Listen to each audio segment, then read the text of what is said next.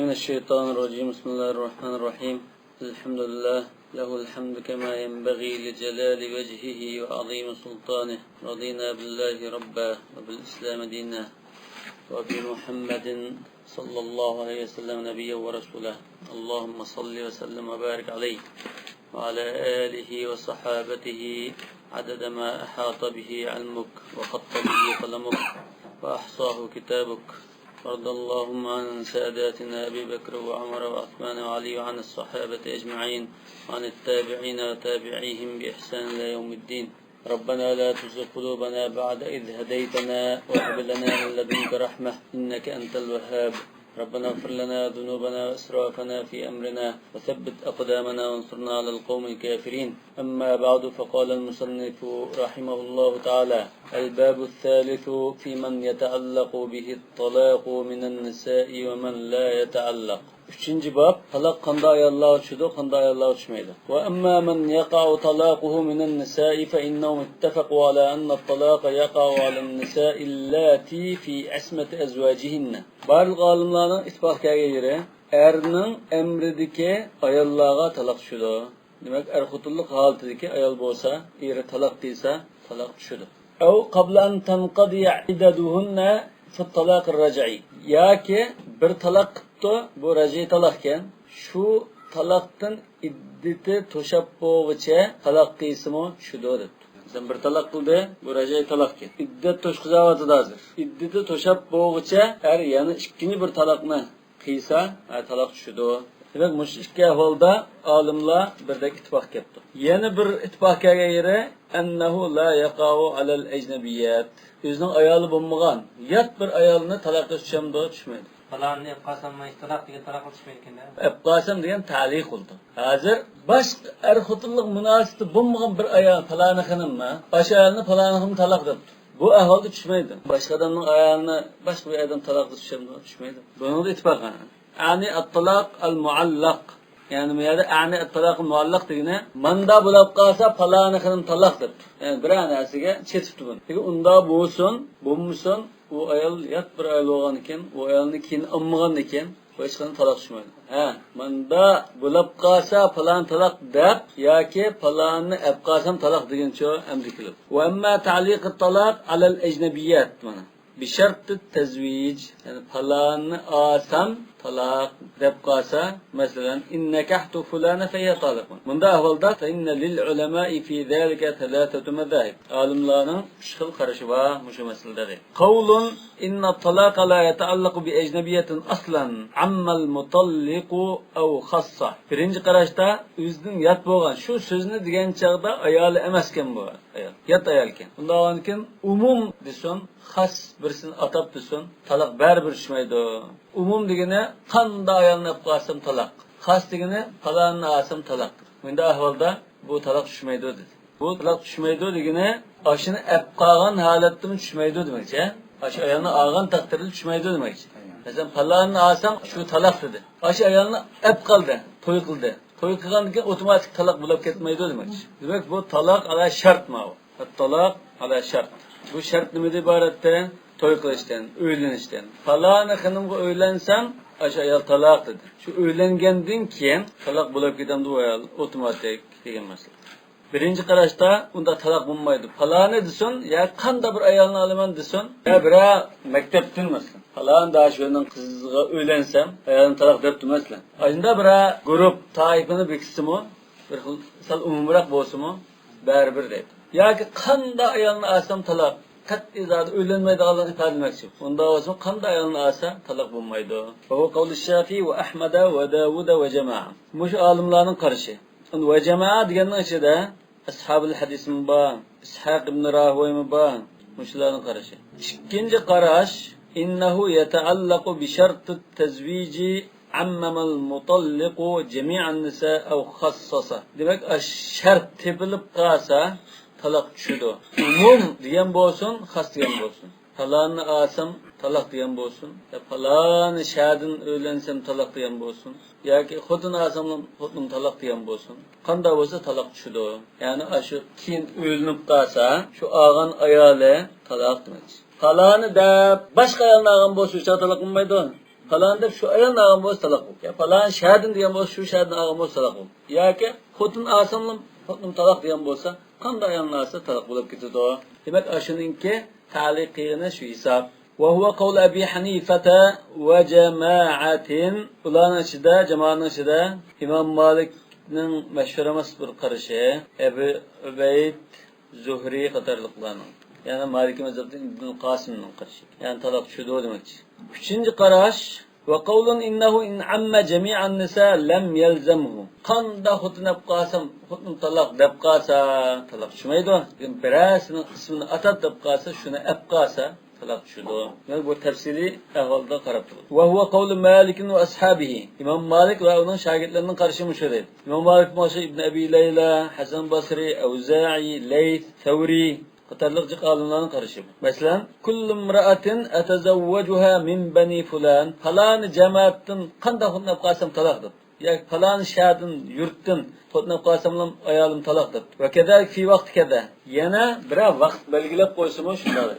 Masalan, mush bir yil ichida xotnab qolsam xotin taloq degan bo'lsa, shu yil ichida qolsa taloq bo'lamdi. Demak, taloq bo'lib ketdi ekan. Fa inna haula yutallaqna inda Malikin iza zuwijna. Demak, aşında ayollar, mushunda ismi atalgan ayollar, aşadam gelib bo'lgan taqdirda taloq bo'lib ketadi. Sababul xilaf hal min shart wuqu' at-talaq wujudul mulki mutaqaddiman biz zamani ala at-talaq am laysa zalika min shart. Ya talash tartishning sababini bunda deyish mumkin. Talaq qilish uchun bu talaq qilingan ayol talaq qildigan vaqtda buni amrga o'tab bo'lgan bo'lishi kerakmi? Yoki amrga o'tmagan bo'lsa-mi, keyin aqtasam bu talaq bo'ldi deb shu chaqda talaq qila olamdi.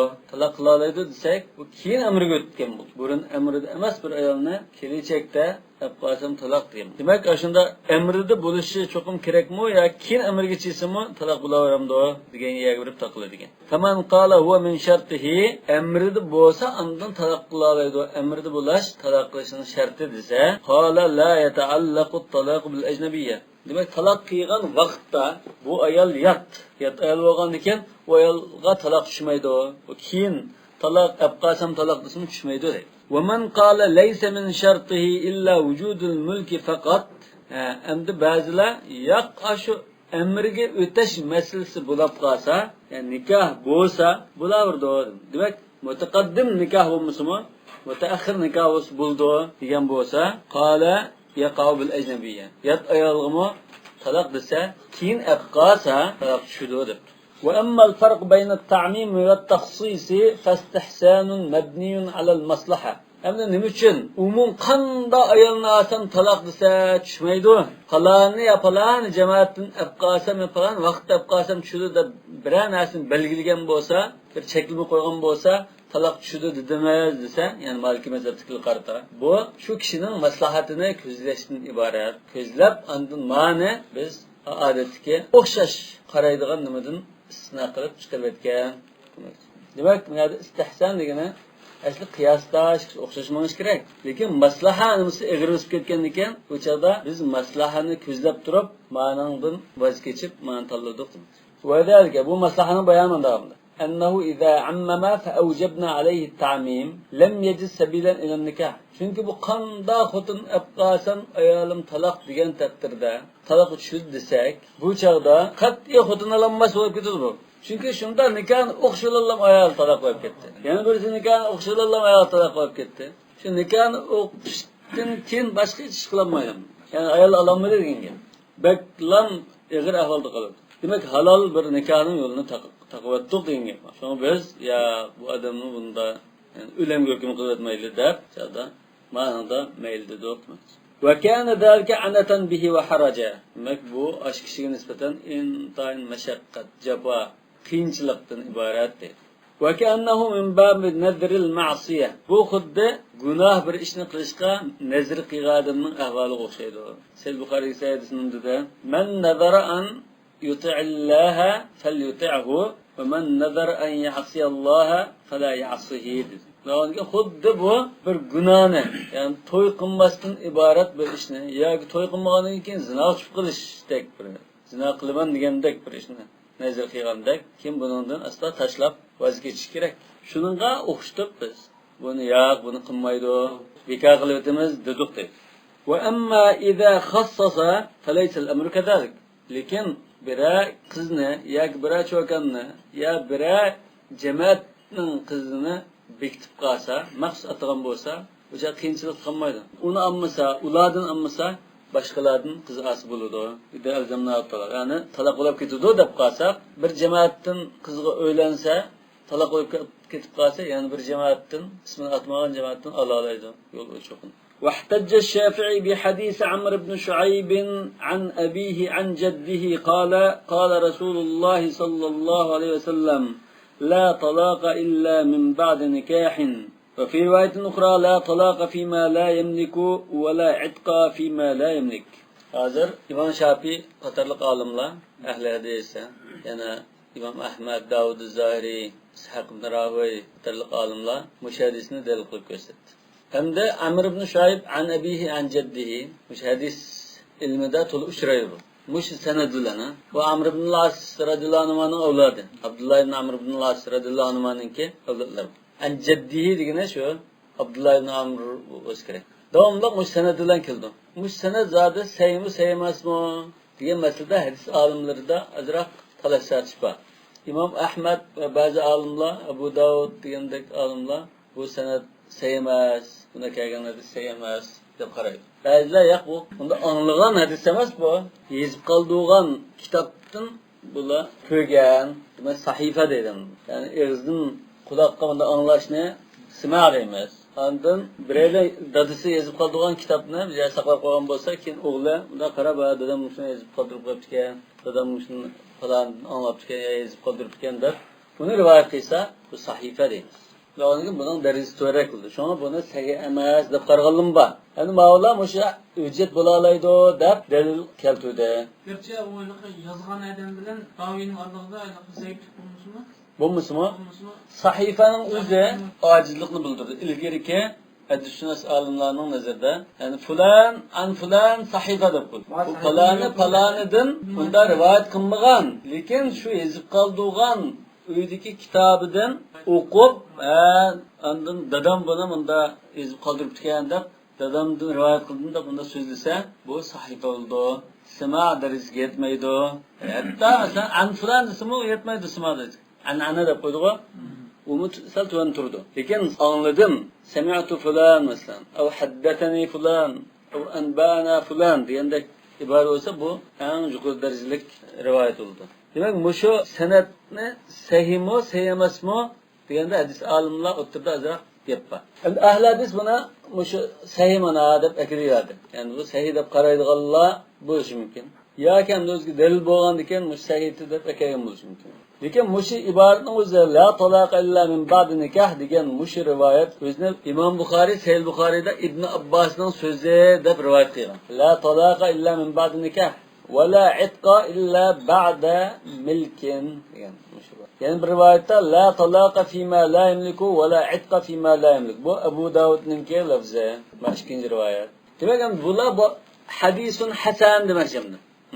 O hadis hasan. Rivayet Amr ibn Şuayb an abihi an jaddihi. Hadis hasan. Davud'ninki hüccet bulalaydı. Tebekkel. Lekin mushu vaqalik, mushunda bir vaqalikka qarta kelgan hadislarni eng sahihroki dedi Imom Buxoriy. Lekin buni sahih deb qaramagan. Shunga Imom Buxoriy Sahih Buxoriyda o'zida la talaq illa ba'da nikoh degan bir bob bor. O'sha bobga boshqa har xil dalil deb qaraydiganni ekelgan, lekin Amr ibn Shuaybning hadisini ekelmagan. Nima uchun? Sahih Buxoriyda o'zining shartiga ko'ra sahih deb qaragan hadislarni ekilgan bo'lg'achqa mana shu shart to'shmaydi degachga ekanmagan. La talaqa qabla nikah degan bab bor. Sahih Buxoriy. Babun la talaqa qabla nikah degan. Ya'ni nikahda ilgari taloq qilish bo'lmaydi degan bab qo'ygan. Hamda deydi: "Va sabata zalika an Ali va Muaz va Jabir ibn Abdullah radhiyallohu anhum va ibn Abbas radhiyallohu anhuma va Aisha radhiyallohu anha." Va sabata zalika degani maktabning istilohidan nima masjidda Sayyinda yoki ikkining birida kelgan demakchi. Amaliyotda bu Hazrat Alidan, Muazdan, Jabir ibn Abdullah ibn Abbas va Aisha radhiyallohu anhumdan Sahih Buxoriyda rivoyat qilingan. Aishadan qilingan bo'lishi mumkin. Qolganlardan Sahih Bukhari rivoyat qilingan. Lekin Sahih Bukhari'da bisig'ati tamrid, ruyan fulan deb kelgan. Imom Bukhari uni ojizligini shart qilib, ondan Sahih Bukharining o'zida rivoyat qilgan.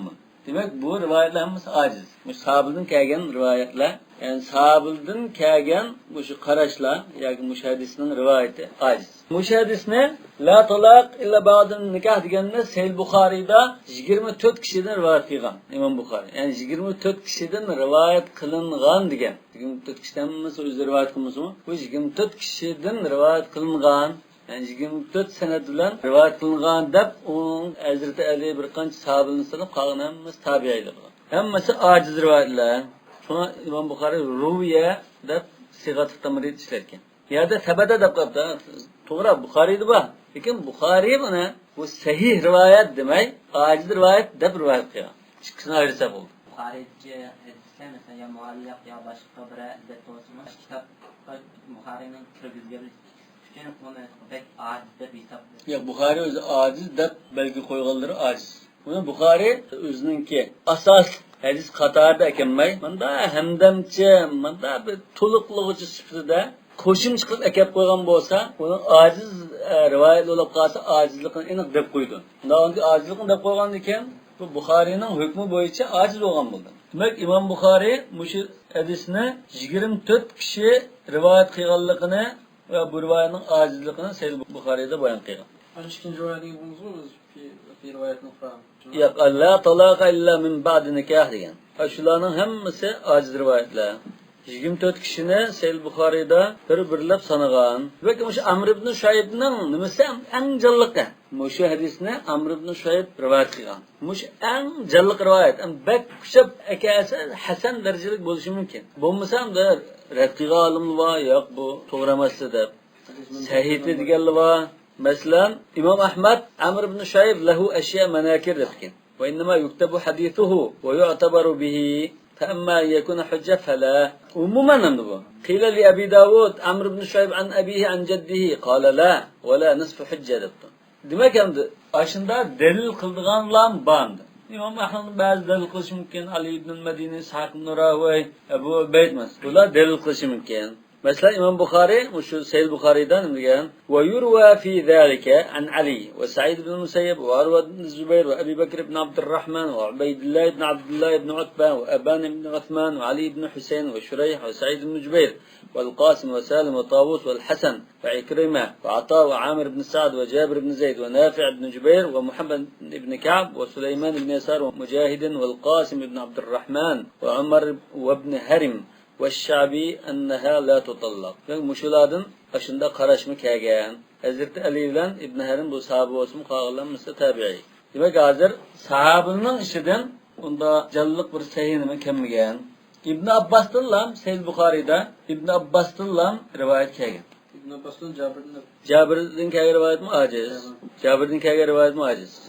Urwa ibn Zubayr bilen sahabe. Yok tabi'i.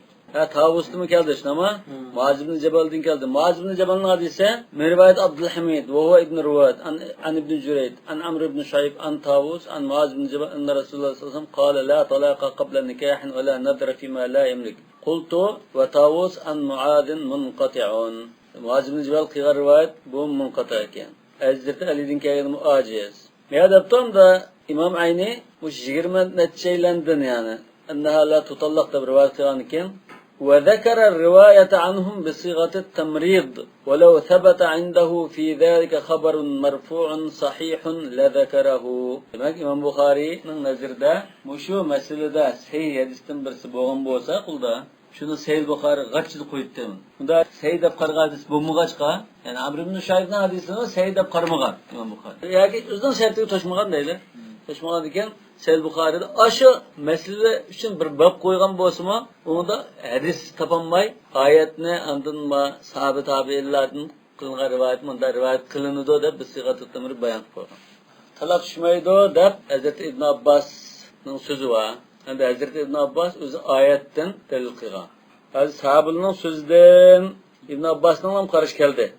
Sahih, sabit degan o'lcham bo'yicha Sahih Bukhari'de keldi. Lekin başkalardan unda kelib qolmadi. Yani bu hadisni sahih darajaga yetmaydi degan taqdirda boshqa dalil bormi? Masalan, oyatdan dalil bormi desa, Hazreti İbn Abbas şu ayetini delil qilib ko'rsatgan. Ya eyyuhallazina amanu idza nakahtumul mu'minat thumma tallaqtumuhunna. Nekahtumul mu'minat thumma tallaqtumuhunna dedi. Tallaqtumuhunna thumma nekahtumun demedi dedi. Yani bunda tertip var demekçi. Lekin bu vecih istidlal mı acizindi. Nima uchun? Hanifi mazhabı nikah qilmasdan ilgari unda talaq buldu demaydi. Nikah qilib bo'lgandan keyin tushdi bu talaq deydi. Talaqning tushishi hozir ay nikah qilgandan keyin bo'ldi. Ya'ni talaq hozir nikahdan kim bo'ldi degan gap bu. Nikahda ilgari talaq bo'lgan yo'q demakchi. Demek bu ve sebete derken Ali degan shu mushkilamda. Sahih Buxoriyda bo'lgan bilan aciz rivoyatlanmasa. Ve ruya mislu qavli Abi Hanifata an Umar ve ibn Mas'ud. Umar radhiyallohu anhu bilan Ibn Mas'ud radhiyallohu anhudan rivoyat qilindi edi. Amlatan Ibn Mas'uddan rivoyat qilingan rivoyat bu vaqt belgilab qolgan ahvolda degan. Shuni bilan qarta. Umuman qanday xudnasam degan qarta emas. Bira ayolni masalan bira vaqt ichida olib qolsam, talaq bo'lsa shu vaqt ichida talaq bo'ldi degan qarash rivoyat qilingan. Ibn Mas'uddan. Tawqit masalasida rivoyat qilingan. Umardan kelgan rivoyat qandaki, vallohu alam. Wa da'afa qawmun ar-riwayata bidhalika an Umar radhiyallohu anhu. Demak, Umar radhiyallohu anhudan kelgan rivoyat bu ojiz deb qarabdi ba'zi olimlar. Chunki Ibn Mas'uddan sahih kelgan. Lekin kelgan rivoyat bu vaqt belgilasa degan. Imom Malikning misoли vaqt belgilab qolsa degan bir nimaga udul keldi. Lekin umuman mush Ibn Mas'udninki mush qarishi, mush Hanafi mazhabininki nimasiga, ya'ni dalil bo'la oladi. Chunki vaqt belgilasa shu vaqtda zada xotin olsa talaq bo'lib ketadi deydi. Ay burun degan so'zi hisob bo'lg'achqa dalil bo'la oladi. Hanafi mazhabidagilimi ancha-muncha oyatdan va boshqa dalillardan dalil keltirgan. Masalan, bu ilgirki dalil qilgan Amr ibn Shaybning hadisining birinchi raddiyasi uning bu sahih emas edi. Sahih emas deb qarag'an olimi bor. Sahih emas deb turadi. Ma'qul hasan darajalik deyli ma'qul. Bu chaqda buning ma'nosi mahmulun ala tanjiz deydi. Yani nikah qilmay turib, nikah qilmagan ayolni, yat bir ayolni falan talaq desa, bu talaq tushmaydi degan bo'ldi bu. Yani sen tabi o xotinni olmasan, o xotinni olmay hozir talaq deyversan uçamdi deydi. Tushmaydi. Lekin asam deb ta'liq qilib qolsam, bu ta'liq ish bo'lgandan keyin qachoniki shu ish bo'lgan chaqda shu degan gaping hisob bo'ldi deganlik. Ya'ni bu ta'liqun bi shart. Bu xuddi bir xil qasamga o'xshash. Demak, uninki to'g'ri bo'lishi bu ta'liqning ayol zodi shu chaqda ayoli bo'lishiga qarashli emas. Lekin shart qachon tepilsa, qancha qaraymiz. Yani şu ayolmi ayolmi? Shu shart tepilgan chaqda ayoli bo'lsa, talaq tushadi deydi. Demak, bu talaq ba'da vujudun nikah degan bo'ldi deydi. Talaq qablan nikah emas, talaq ba'da vujud nikah degan bo'ldi. Xuddi masalan, yana bir qiyos desak, masalan birisi vasiyat qilib qolsa, masalan men o'lsam, manchilik bilan faloni qason deb vasiyat qildigan, odam o'lgan chaqda bu manchilik qason degan bilan shu falon degan odamga qoladi-ku. Shunga o'xshash. Bu kelajakdagi bo'ldigan ishni oldin bir deb qo'ygan. O'lmasa unda shu o'lab qolsa, ondan bo'ldi. Yani boshqa odamga qachon tegadi bu mal o'lsa. Ya'ni bu talaq degan gap shu. O'zi nikoh o'tgan chaqda talaq bo'ldi deydi. Bu bir xil vasiyat qarta qiyos qilishindi. Yana Rasululloh sollallohu alayhi vasallam Hazrat Umar haliqi bir bog'ni sadaq qilibman degan chaqda, buning tigini vaqt qilib atgan, usuldan kishilar foydalansin dedimizmi? Ya'ni masakin, mujohidlar, urug' tuqqanlar foydalansin dedi. Endi buning usuli qachon bo'ldi? Shu pishib, boshi tushgan chaqda bo'ldi bu. Ve kelajakda usul bo'lsa, bu usul aytgan miskinlarga, mujohidlarga, urug' tuqqanlarning namratlari tagson, shuni foydalansın degan bo'lgan ekan, shunga o'xshash bu. Ya'ni u chaqda mevbamidda yo'q, mev bo'lgan chaqda shu degan joyga tegdi. Mushumi shunga o'xshash deb qaradi. Yani surat Tavbadimi ve minhum man ahadalloha la in atana min fadlihi lanasaddaqanna ve lanakunanna minas salihin. Manda bo'lgan chaqda falan manda narsa qo'limga tekkan taqdirda men sadaqirman deganda buni qildigan. Ashunda bir qiyos yoki istillarni akab baqtanmi bular. Vallohu alam. El cümletu salisatu fi'r raj'ati ba'da at-talaq. Endi 3-bölüm talaq bo'lgandan keyin ayolni qanday amriga qaytirib akilash degan. Walamma kana at-talaq ala darbayn, ba'inun wa raja'. Yani biz talaqni ba'in, yani üzülgisiz ajrab ketish, yani qaytadigan ajrashish deb ikkiga ayirgandir. Endi ikki xil bo'lgan ekan. Fakan ahkamur raja' ba'da at-talaq al-ba'in ghayru ahkamur raj'ati ba'da at-talaq ar-raja'i. Demek ba'in talaqninki ahkami, raj'i talaqning ahkami o'xshamagandan keyin, Vecebe yekuna fi hadal cinsi baban. Muşu meselede iki bab buluş gerek. Birincisi fi ahkamur rac'ati fi talaq rac'i, ikincisi fi ahkamul irtica fi talaqul bayan. Demek talaq rac'ida qanda emriga qaytirib ekiladi. Talaq bayin qilib etgan taqdirda emriga qanda qaytirib ekilalaydi. Mesela talaq bayin bo'lib qolsa, bayindan so'g'ra bo'lsa, yangi nikoh qilib, yangi to'yliqlar ekilalaydi. Talaq salas bo'lib ketgan bo'lsa, baynini kubra bo'lib ketgan bo'lsa, bu chaqda boshqa bir agi tegib qilib, undan keyin bu er bilan chiqishma ajrashgan ahvol bo'lsa, undan amriga qaytiradi. Al-babul awwal fi ahkam ar-raj'at fi at-talaq ar-raj'i. Birinchi bab raj'i talaq qilgan ahvolda qaytirib ekilishgan amriga qaytirib ekilishga munosabatli ahkamlar. Ve ecma'al muslimun ala anna az-zawja yamliku raj'at az-zawjati fi at-talaq ar-raj'i ma damat fil 'iddati min g'ayri i'tibari ridaha. Barliq olimlar er kishi ayolni talaq raj'i qilgan ahvolda u ayol amriga qaytib kelishga rozi bo'lsin bo'lmasin, uning roziligiga hech qanday e'tibor bermasdan er kishi o'zi xohlab qolsa emriga qaytirib ekilaverdi deb qaradi. Bunun ittifoqi. Chunki buning dalili va bu'ulatuhunna ahaqqu bi raddihinna fi zalika in aradu islaha. Va bu'ulatuhunna degani bu'ul degan o'sha jam' ba'l. Yani bu'ula degani jam' ba'l. Ismai jam'andi bu. Asl bu'ul bo'lishi mumkin. Lekin ismai bu'ula. Yani ularning erlari yarishib qolay degan taqdirda ayolni emriga qaytirib ekilishga to'liq haqli. Bu haq erning qo'lida. Talaqlash erning qo'lida deydi, qaytirib eklishma erning qo'lida demek. Ve anna min şarti hada at-talaq taqaddum al-masis lahu. Demek bu talaq raj'i bo'lish uchun nikah qilib jinsiy munosabat o'tkazgan bo'lish kerak. Nikah bo'ldi, uning jinsiy munosabat bo'ldi, undan keyin talaq bo'lsa, raj'i talaqning lafzi bo'lsa, o'chada raj'i talaq bo'ldi. Ondan mush raj'i talaqni qaytirib olgandek, ondan uni roziliksiz qaytirib olaydi. واتفقوا على أنها تكون بالقول والإشهاد. Yani alimler ittifak qilgan joy, talaq raj'ida er ayolini emri qaytirib ekanmoqchi bo'lsa, hem eg'zida, hem guvohlik qo'ysa, hammalarning qarashida shu raj'a hozir qaytirib ekilish to'g'ri bo'lgan bo'ldi. Yani eng mukammal holati shu. Buningda hech kim bo'lmaydi deganlik yo'q. Yani mahall ittifoq shu. Vaqtalafu hal al-ishhad shartun fi sihhatiha am laysa bi shart. Lekin guvohlik masalasi shu emriga qaytirib eklashning to'g'ri bo'lishining shartimi emasmi deganda ixtilof. Emriga qaytirib ekilib olganligini mesela ayolni talaq tutgan. Bizning Uyg'urning qoidasida anasining uyiga berib o'tirganmi? Shuni akagan chaqda adam ivatib, mesela ya singlisi vardı, ya achisi vardı, anasi berib ekilanda va xapimizlarda. Akagan chaqda yoki er o'zi berib akagan bo'lsa, ikki odamni guvohlik qo'yib, men anasi ayolimni birini talaq qilgan, emrimni qaytirib ekeldim juma deb guvohlik qo'yib, ekilish shartmi deydi. Va kazalika ixtalafu al tasihhu ar-raj'atu bil wat'. Yana boshqa gap so'z qilmay, jinsiy munosabat qilib bilan emriga qaytirib olsa, bu emriga qaytirilishi vujud chiqqan bo'lamdi. Yani guvohlik ishimi bo'lmabdi. So'z orqali men sizni qaytirib ekeldim, mesela emrimga demabdi. Billi bo'libdi buni. O'chada emri qaytirib ekelgan bo'lamdi. Yoki harom ishlarni qilgan bo'lamdi. Mesela Maliki mazhab bilan Shafiy mazhabda harom. Mesela ishadni qilmay emrimni qaytirib ekeldim demay, billi bo'lsa harom.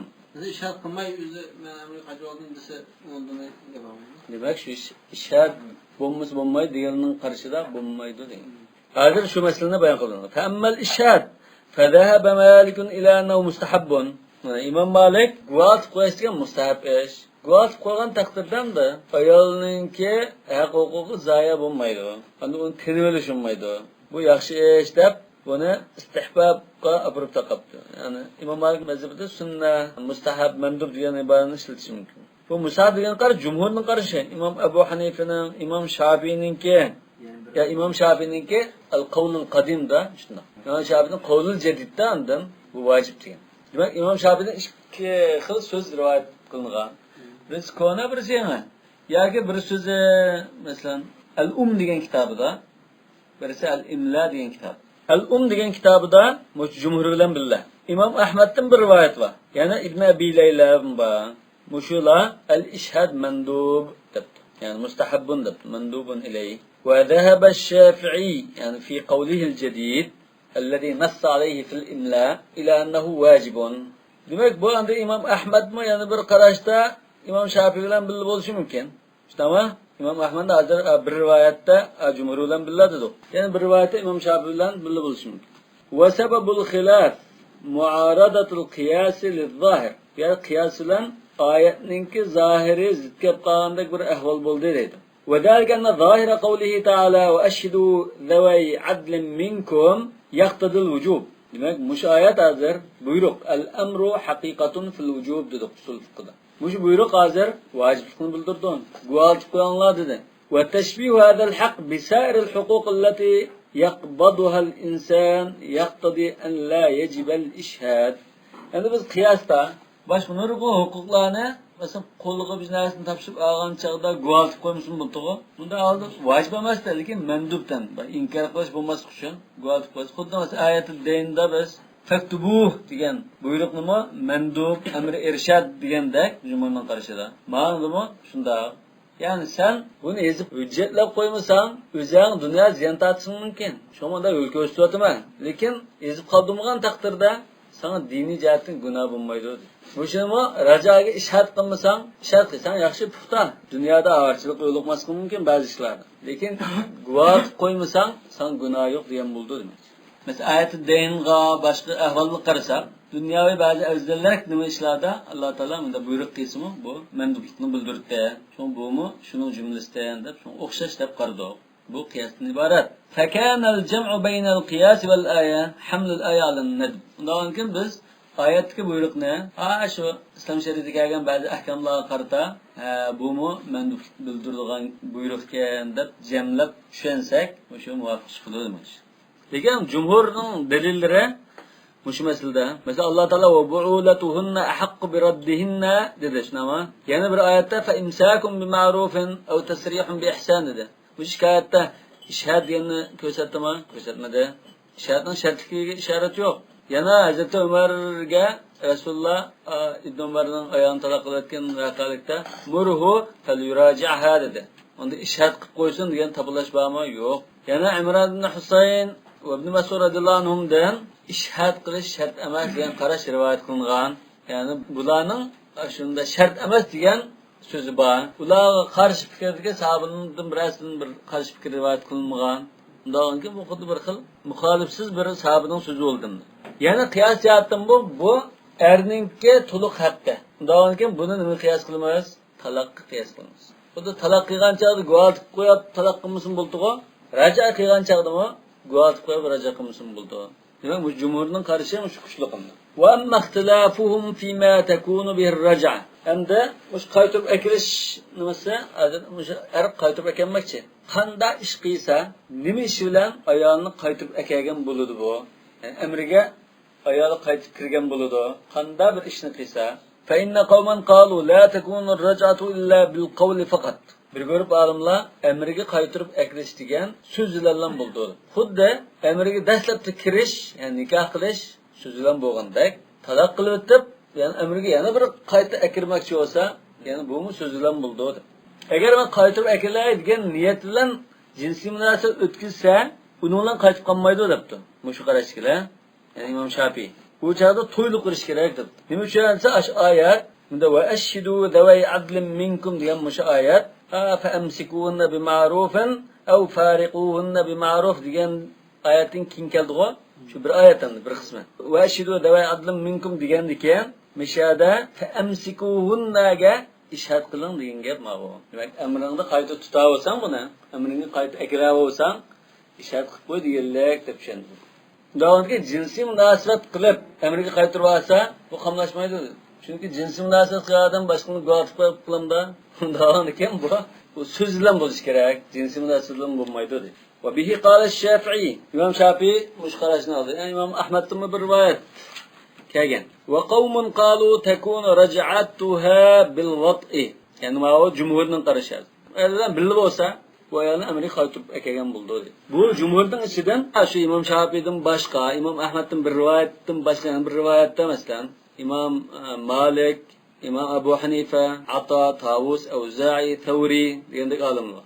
Bular jinsiy munosabat o'tkazsa, amri qaytirib akagan bo'ldi.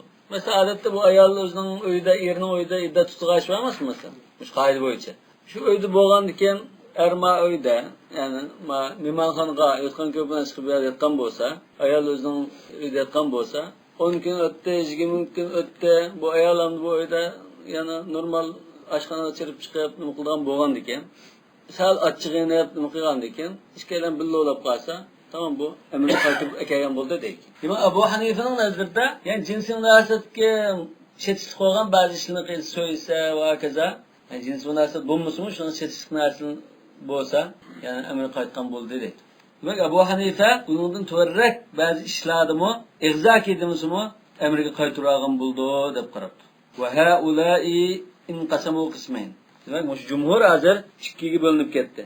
فقال قوم لا تصح الرجعة بالوطء إلا إذا نوى بذلك رجعة. Bir kısım alimler, mesela İmam Malik'te, vallahi cinsi münasebet kıtı billi buluptu. Lekin billi bo'lgancha da şu billi bo'lishim bilan qaytiray bo'libdi. Deb niyat qilgan bo'lsa, ondan qaytadi. Niyat qilmagan bo'lsa qaytmaydi debdi. Niyat qilmagan bo'lsa bu harom bir ishni qilgan bo'ladi. Emri qaytmaydi o'ylandi. Lianna al-fi'l indahu yutanazzalu manzilata al-qawli ma'an niyya. Demak, mishada Muşu billi bulaştı ibaret muşu bir iş, niyet bilen kıygan bir söz ornuna koyuldu depti. Şu derecede demek. Demek bu İmam Malik'in karşı. Ve emma Ebu Hanife, İmam Ebu Hanife, İmam Ahmed bin Billah, fe'acaza rac'ate bil vat'i izâ neva bizâlike rac'a ve dûnen niyye. Demek niyet kılıp billi boğan bolsun. Yani emrikin kaytıp ekiley diyen niyet bilen billi boğan bolsun. Ve dûnen niyyetike evlem yeniden olmuşsun. Mesela. Biniyetin ve biduni niyet yani. Niyet ulan bolsun, niyetsiz bolsun, yani emrige qaytırış niyeti bolsun, yoki undan niyeti bolmasun, billi bo'lgan bolsa, emrige qaytgan bo'ldi dedi. Famma Shafi'i faqasa ar-raj'ata lan-nikah. Yani İmam Shafii'ning dalili ash qaytirib akrishni nikohga qiyos qildi. Nikohdimi so'z bilan nikoh qildi. Jima bilan nikoh qilmaydi. So'z bilan bo'lgan ekan bu qaytirib akrishni xuddi bir yangi nikohga olgandek bir ish bo'lgan ekan. Bu mu şunda sözülen buludu demek. İmam Şafii'ninki hazır kıyas delili iken bu. Emniyette bu raca'na nikah emas, talakka kıyas kıysa bekar düşür. Nikah bulap boğan iken bu emirden çıkırıp ettik o. Çıkırıp etken iken yani kayda geçiriş. Yani şu çıkırıp etişine bekar kılıp yani esli keltiriş ibaret olan talakka kıyas kıysa bekar düşür mümkün. Ve kâle kad emarallahu bil işhad. Allah Teala Kur'an-ı Kerim'de ve eşhidû devey adlin minkum deb guvaltışkı buyurgan. وَلَا يَكُونُ الْاِشْهَادِ اِلَّا عَلَى الْقَوْلِ. Guvaltiş degen sözge guvaltiş oldu. Cimağı guvaltiş olamdı, olmaydı. Lekin İmam Şafii'nin vecizler boyusu desek, aşı ayette mesela فَاَمْسِكُوهُنَّ بِمَعْرُوفٍ اَوْ فَارِقُوهُنَّ بِمَعْرُوفٍ dedi. Ahırda eşhidû devey adlın minkum dedi. Ondan talakkımı şart kılışın gerek denge çıkar mı? Ve koyup bağırsan mı guvaltişin gerek? Emrini kaytırıp ekersen mi? Emrini tutuyorsan bolsan mı? Yani guvaltişin gerek denge, işkilisi guvaltiş gerek oldu. Lekin İmam Şafii talak kılışın guvaltiş vacip demeydi. Lekin guvaltiş boysa yaxşı değil şu, mustahab denge. Demek Cumhur'unki bunu maç kıldı. İmam Şafii talak guvaltiş vacip demeydi. Ama rac'aga guvaltiş vacip deydi. Talakı zaten özü yalnız çağda talak diyorsun, ayarıyla yalnız çağda talak kızın talak düşüyordu. Guvaltiş gerek olmaz. Kemal yani tesirlaş gerek oldu diyen gibi bundan çıkıyor. Ya hazır hem de kişilerde çıkmasını tinimiliş ehval cık görülgeçken İslami kanun icra kılıvatkan. Yani bu da bu nikah talak ıslığında İslami kanununu icra kılıvatkan devletlerde bu talak kılışının üzerine aşında resmi nikah işlerini becirdiğin kadirinin aldıda kılması bulmaydı o diyen gibi çıkarıldı. Bu maslaha nımısın bu. Tevfik meselesi bu. ولا يكون الإشهاد إلا على القول وأما سبب الاختلاف بين مالك وأبي حنيفة إمام مالك ولا أبي حنيفة كيف فرقنا ما دسا يا كلاشات كلشنون سببه فإن أبا حنيفة يرى إمام أحمد لم بالله أبو حنيفة إشكالا أن الرجعية محللة الوطء عنده قياسا على المولى منها وعلى المظاهرة. Yani raci'i talak kılıngan ayal İmam Malik, İmam Ebu Hanife'den, İmam Ahmed'den nazarda nime okşaydı o? İla kılıngan ayal okşaydı. Mesela bir ayalına yakın kelmeyme deb qasam qildi. Mesela bu 4 ay saqlam to'q. Lillezina yu'tuna min nisa'ihim tarabbus 4 ashhur. Fa in fa'u fa innalloha ghafurur rahim. Ben azamu talaq fe innallohu semiyun alim. Lakin 4 ay ishida agar ilanisidan pushmon qilib ayoli bilan birga bo'lsa, men ila qilgandim, unda pushmon qilib, menimda yandimda guvohlik qo'yish kerakmidi? Yo'q. Bu endaliqa iddat tutayotgan rajiy talaqqa o'xshaydi dedi. Yani mudahara mı? اَلَّذِينَ يُظَاهِرُونَ مِنْ نِسَائِهِمْ diye ayette mesela. Enti aleyyeke zahri ummi diyendek. Enti haramun aleyyeke zahri ummi diyendek. Zahar vakalikini sadır kılan ahvalda. Şu çağdaki ayal mı? Kim bu ermesinden kappara turab nukılıp ayalını emrige ilvalığa. Şu çağ emri kaytırvagan çağda. Yani zahar meselesini hasta yoktu etken çağda. Hemen zaharının kapparatını bir vatten onda ayalını ekilime cuma edip işkeyden guvaltıp koymuşsun buldu dedi. Özellikle yası buldu dedi. Daha dedi muşumu okşaş dedi. وَلِأَنَّ الْمُلْكَ لَمْ يَنْفَصِلْ عِنْدَهُ Ebu Hanif'le İmam Ahmed'in nazarda bu erinin ayaldaki iri bulaş süpte tuluk üzülük etken ahval yok. Bu er hutuluk reştisi tuluk üzülük etmedi dedi. وَلِذَا كَانَ تَوَارُث بَيْنَهُمَا Demek er hutuluk süpte yanıla bağ yani malum bir şekilde bağ diyen boğaç kılan biz iddet işide, talak racide iddet işide ikiden biri ölüp geçse birbirinden miras aldı diyen toqim.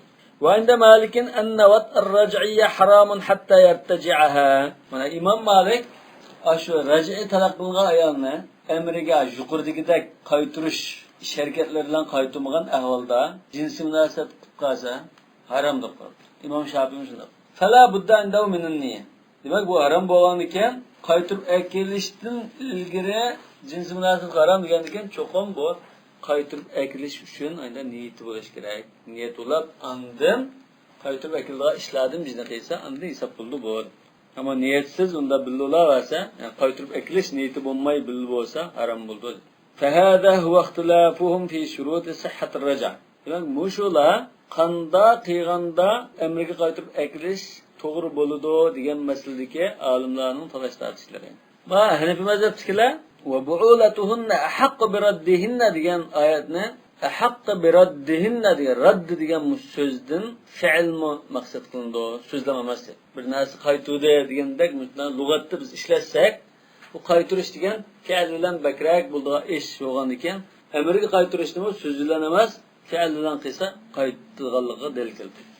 واختلفوا في مقدار ما يجوز للزوج أن يطلع عليه من المطلقة الرجعية ما دامت في العدة. هم شو إدة تطواتقان رجعي طلقلنغان أيالي.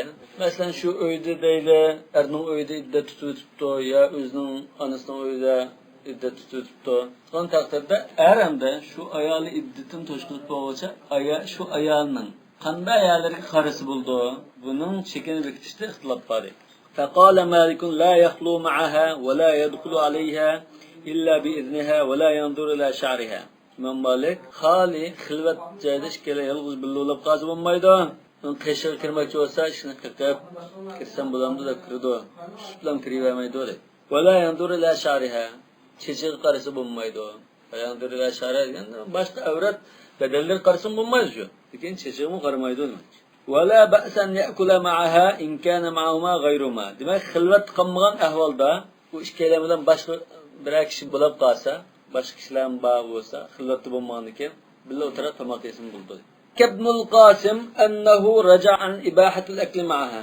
Demek İmam Malik bu billa tomoq yesi bo'ldi degan qarashdan yangan deb shogirdi Ibn Qasim shunda rivoyat qildi. Ve qala Abu Hanifa la ba'sa an tatazayyana الرجعية لزوجها. عند أبو حنيفة دبتو bu raja talaqlınğa ayal eri üçün yasansı buludu. Kuşburak işiltip, yasinip ve teteşevvefe. Yaki teteşerrefe desek mi? Yani teteşevvef degene eriga iş qilib özüne munda bir chiroyli ko'z tip intilib nima qilsa, ko'z tikib, ko'z tikildiği holatda nima qilsa mayli bo'ldi. Jalb qildiği holatda nima qilsa bo'ldi. Ve tubdi al-banana wal-kuhla. Yani barmoqlarini uzuk taqab, zinnatlanib, barmoq degan gap, barmoqni o'zlama emas, barmoqqa masalan, xini yaqamdo, tirnoqligi sir so'kamdo, Andın akuh degan o ko'zga masalan surma tortilgan yoki lavgirma ko'qin surtilgan ishni qilsa bo'ldi demak. Ya'ni Abu Hanifa ikkisini hamda bo'z yarishib qolsa ekan degan tarafda. Wa bi qala Thawri wa Abu Yusuf al-Awza'i. Abu Yusuf Awza'i yani jumhur mushunda degan Gap asli. Cumhurning qarshi bo'laymi bu? Va kulluhum qalu la yadkhulu alayha illa an ta'lama bi dukhulihi. Hammalar debtanda bunda yasansiz bo'ldi deganlar olsun yoki unda cheche qarshi bo'lmaydi, billotasi bo'lmaydi, yolg'iz o'tirib qarshi bo'lmaydi deganlar olsun. İcazetsiz qishga kirmaydi. Bu ijozat ya kirsam bo'lamdi desin bo'ldi.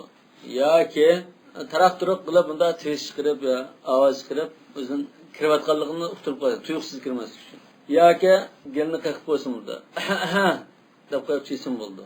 Yoki xafqinal, ya'ni oyoq tivishi bilan taraq desa chisa kirib deb bu joqda diqqat qiladi.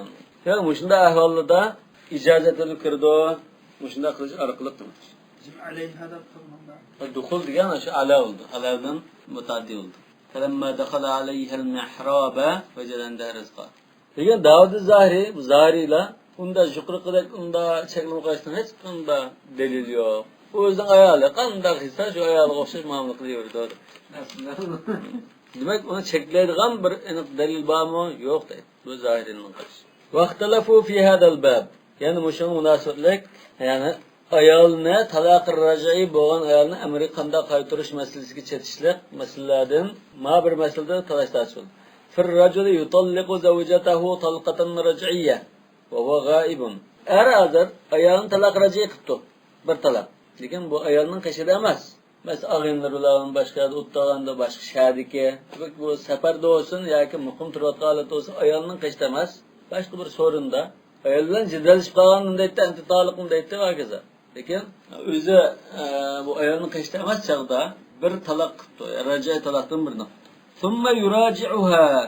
Endi taloq qilgan mush xabar bu ayolga yetdi.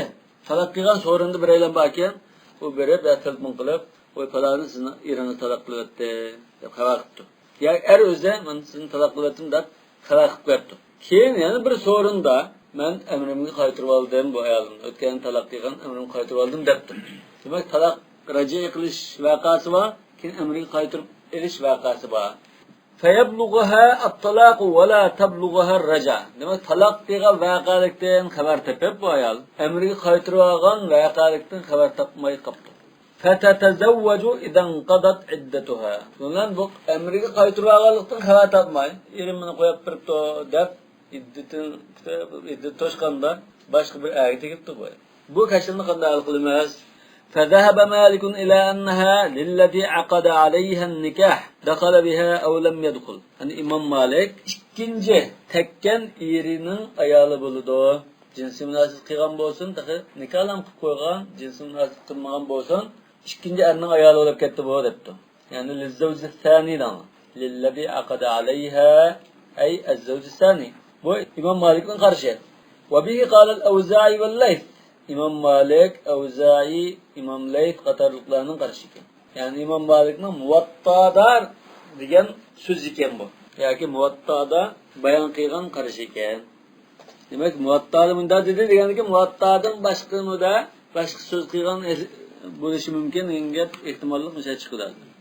وروى عنه ابن القاسم أنه رجع عن القول الأول وأنه قال الأول أولى بها إلا أن يدخل الثاني. Yani İbn Qasim İmam Malik'ninki çoğun şagirdlerinden birisi. İbn Qasim İmam Malik'ninki sözlerini rivayet qilib, bütün qarashlarını bayon qilib, hatta İmam Malik'in qarşı bo'lmagan taqdir o'zi İmam Malik'in o'rnida javob berib, qilgan o'sha rivoyatni İmam Sahnun al-Mudawwanada to'pladi, shunami? İmam Malik'in şagirdi İbn Qasim deydi, ya İmam Malik Muvattada shunda degan, kim bu qarashdan yangan. Yana ikkinchi qarashda, keyingi qarashda ikkinchi er billi bo'lmaganlar bo'lsa, nikah qilib taqa, yetkab akitishtilgi billi ulash ilgirlan bo'lsa, bu birinchi erninki ayoli bo'lgan bo'ladi. Asli burunqi erning deb turib. Demak, hozir İmam Malikning vazifida ikki xil qarash vujud chiqdi. Birisi Muvattadagi qarashi, ikkinchisi Ibn Qasim rivoyat qilgan qarash. Va bil qawl al-awwal, ya'ni Muvattadagi qarash bilan qalil madaniyuna min ashabi. İmam Malikning Madinalik şagirdleri var. Iraklik şagirdleri var. Mısırlık şagirdleri var. Demek Medine'lik şagirdleri Muvatta'dakini müşhisab deb qaradı. Demek Medine'deki şagirdleri Muvatta'daki qarashini oldi. Qalu ve lem yerji' anhu. İmam Malik o qarashni yanmagan. Chunki Imom Malik uni Muvatta degan kitobida ashunda yozgan. Bu Muvatta degan kitobi Imom Malik o'lib ketgan chaqda o ashunda oldida, huzurda o'qilib kelayotgan kitobda. Men o'zgartinglar, bunda qarshim o'zgardi degan ahvol yo'q. deb chiq turibdi. Va huwa qawlu Umar ibn al-Khattab. Bu Umar ibn al-Khattabning qarashiga ikkinchi erni bo'lib ketdi degan qarash, ha. Va rawahu anhu Malik fil Muwatta. Imom Malik Muwattada Umardan shunday rivoyat qildi. Va amma Shafi'i wal Kufiyin va Abu Hanifa va g'ayruhum Imom Ahmad mubabning ishida, qarashida فقالوا زوجها الأول الذي ارتجعها أحق بها دخل بها الثاني أو لم يدخل. أصل برنج إيري أشاقلق بألغا. أش إيري سبلندو. İkincisi bilen billi olsun, bombusun. İkinci erden ama su. وبي قال داود الظاهري وأبو ثور والثوري يعني هو مروي عن علي. Bu مش قرش Hazret Ali'de rivayet kılıngan. وهو الأبين yani مش الأظهر demekçe. مش قرش kuşluk, callak, muhalif tercih kılıvatıdadır. وقد روي عن عمر بن الخطاب رضي الله عنه أنه قال في هذه المسألة عمر رضي الله عنه من دام رواية كنته إن الزوج الذي ارتجعها مخير بين أن تكون امرأته أو أن يرجع عليها بما كان أصدقها. Hazreti Ömer'den kaya rivayette birinci yeri talak kıldı ki ben emrim kayıtıp ekeldim dedi şimdi ama muş eramda kim bu ayalı kayıtıp ekelini habersiz erkek ketken bir ahval bolsa muş erinin ihtiyarlığı var dedi. Ya ayalım dapla emri kayıtıp eliyordu ayalı buldu. Ev en yerci aleyha bima kan asdaqa ya ki onun bagen toyluğunu ayaldan türlü tuzu dedi. Bu bir xil qarash mana. Ve hüccet Malik'in fi rivayetil ula. Endi İmam Malik'nin ki birinci rivayette degene şu ikinci erning ayoli bo'lib ketdi degan Muvattadagi rivoyatdagi dalili ma rawah ibn Wahb an Yunus ibn Wahb mo şu İmam Malik'in şagirdlarining birisi Abdullah ibn Wahb Muvattani mushu ibn Wahb rivoyat qilgan. İmam Malik'dan İmam Leys'dan şagirdi bu. İbn Wahb Yunus'dan rivoyat qilgan. Yunus ibn Yazid bu Muaviye radhiyallahu anhu'nun ki azat kardisi. An ibn Şihab yani Müslim ibn Şihab az-Zuhri ha. An Sa'id ibn Musayyib ennehu qala madat sünnah fillezî yutalliqu imra'atahu thumma yuraci'uha feyektumaha rac'ataha hatta tahilla fatankiha zawjan ghayrahu ennehu leysa lahu min emriha şey'un velakinnaha limen tezevvecaha. Demek bu şu Sa'id ibn Musayyib bunda depken. Sünnet muşunda bo'lib ketgan. Bunda icra kılıngan demakçi. Sünnet boyunca bunda icra kılıngan demakçi. Yani ayağını talak kılıp, kim anda emri kaytırılıp, lekin kaytırılışını özü mahfi tutup, ayağı uxtumaptı değil mi anda? Kim andan iddet tutuşap halal oldu başka harekete geç. Erkek hiç halal olan çağda bu ayağı başka harekete gitti. Bunda halda leyse lahu min emriye şey. Yani ona özden emrige yani ekiliş yani benim ayağım diş hiç kadar hakkı yok değil. Lekin o ayağı şu ikinci tetim algan yerine olup gitti. Bunu madat sünnet atar, madat sünnet yani alimla bu Hazreti Ömer'nin yaki Hulafa'dan birisininki sünnetini maksat kıldı demek. Yani sünnet-i Ömer demek ya. Ve hüccetul fariqul evvel ennel ulema. Ende birinci qarashdagi alimlarning delili şu ise ennel ulema qad ecma'u ala enne ric'ata sahiha ve in lem ta'lem biha'l mar'a. Demek bu ayal hazır, bu erning bu ayalına kayıt mesela sözülen buldu, guvalçılan buldu dediği. Şu çağda bu ayal xavasiz halatda sözülen emri kayıtıgan bolsa, hemmelerinin karşıda sözülen ve guvalçılan emri kayıtıp ekepti. Muşanda o ayal xavasiz bolsa mı, muş emri kayıtırış vakası doğru buldu deb ittifak kelgan dedi. Endi kayıtırış vakası doğru bolgandikin bu aşedenin o'zining ayali bo'laverdi go. وإذا كانت الرجعة صحيحة عند أمريكا قايترب أكلش تغرب وغندكين كان زواج الثاني فاسدا بدليل أنهم قد أجمعوا على أن الأول أحق بها قبل أن تتزوج. من أرجع تيجتن الجرة برينجي إيرة حقته دب اتفاق كأن. Bu kanda hak oldu özünün ayal boğazka hak oldu. Ondan iken ikinci erge tegisimi bu ayal aslı başka erinin ayal olgan iken ikincisi bakar. Kâne zavâl thâni fâsiden. Demek birinci kısım, birinci ire talak kılgan iken, öz emriga qaytırıp ekilish vakası to'g'ri bo'lgan iken, ikkinchi erninki nikohi fasid bo'lib ketdi. Yani başka bir adamning ayolini olgan bo'ldi bu. Batil. Fa inna nikahal g'ayri la ta'thirahu fi ibtal ar-raj'a. Undan iken Onun bilan birli bo'lsin, bo'lmasin, birli bo'lishdan burun deymiz yoki keyin deymiz, erning amriga qaytirib akaganligini bekor qilib o'tmaydi. Yani ikkinchi erning qilgan nikohi bu burunqi erning amri qaytish voqeasini bekor qilib o'tmaydi. Va huval azar inshaalloh. Ya'ni mushu qarash kuchliq. Ya'ni ashunda bo'lgan ahvolda bu ayol ash birinchi erning ayoli bo'lardi dedi. Ve yeşhedü li'ada ma akhrajahu Tirmizi an Samura ibn Jundub anna an-nabiy sallallahu aleyhi ve sellem qala ayyuma imra'atin tazawwajaha ithnani fayyalil awwal minhuma. Qanda bir ayolni ikki adam tang nikohlab qolsa, yani ikki adam uning ayolini deb qolsa, qaysi burun nikoh o'qigan bo'lsa shuning buldi deydi. Ve men ba'a bay'an min rajulayni bir narsani ikki odamga sotgan bo'lsa, bir kishi qaysining savdosi burun bo'lgan bo'lsa, shuning bo'lib ketdi deydi. Demak, musha hadismi bizning voqealigimizda bu ayolninki ash birinchi erning ayoli ekanligini ko'rsatdi. Chunki buning nikohi boshda bo'lgan. Ayolning eri shu birinchi er shu dedi.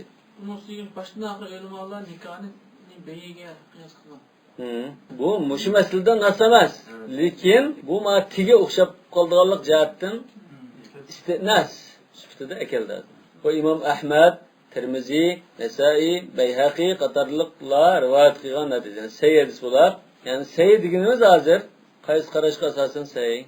Sayyid degan nimaga asosan? Samura ibn Jundub. Bu Hasan Samuradan rivoyat qilgan hadis bo'ldi. Ma ilmi hadisda Hasan an Samura ibn Jundub ya Jundub deb kelsa, mush sanad to'g'rimi to'g'ri emas deb 3 xil qarash bor. Simal Hasan min Samura sahih deganlar. Demak, mush hadis mana sahih. Yani bir qarashda ya Hasan Basri o Samura radhiyallohu anhudan hadisi anglab bakmagan. Yo'q, bu sahih emas dedi. Yani bir qarashda Hasan Basri Samura ibn Jundub radhiyallohu anhudan faqat 3 hadisni anglagan. Şu 3 hadis bo'lib qolsa sahih. Demak, Samura ibn Jundub radhiyallohu anhudan Hasan Basri rivoyat qilgan bo'lsa, mushu zodi jiq hadisni anglagan degan olimlar, mushu sahih hadis deb qarang.